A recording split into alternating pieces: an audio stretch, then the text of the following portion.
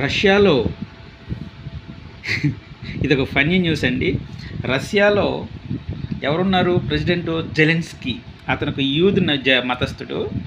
అతను ఏం చేశాడంటే డొనాల్డ్ ట్రంప్ ప్రెసిడెన్సీ ఎప్పుడైతే డొనాల్డ్ ట్రంప్ విన్ అయ్యాడో అతను ప్రామిస్ చేశాడు అమెరికాకి వైట్ హౌస్లో, ఉక్రెయిన్లో ఏవైతే విలువైన గనులు ఉన్నాయో, మెటల్స్ ఉన్నాయో, జెమ్ స్టోన్స్ ఉన్నాయో, ఆయిల్ ఉందో, గ్యాస్ ఉందో, వాటిలో పర్సంటేజ్ నేను మీకు లోన్ రూపంలో అంటే డెబిట్ రూపంలో నేను మీకు తీర్చగలను, మీరు వచ్చి మీరు తవ్వుకొని తీసుకోండి అని అతను ప్రామిస్ చేశాడు.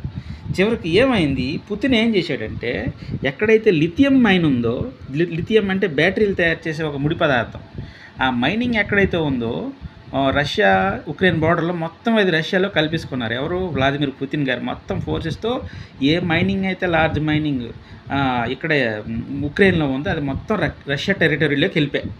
ఇప్పుడు జెలెన్స్కీ నోట్లో మాట రాని పరిస్థితి. ఇప్పుడు అతను ప్రామిస్ చేసాడు వైట్ హౌస్లో డొనాల్డ్ ట్రంప్ దగ్గర, కానీ ఇది ఇప్పుడు రష్యన్ టెరిటరీలోకి వెళ్ళిపోయింది. నెక్స్ట్ ఏం జరుగుతుందో చూడాలి.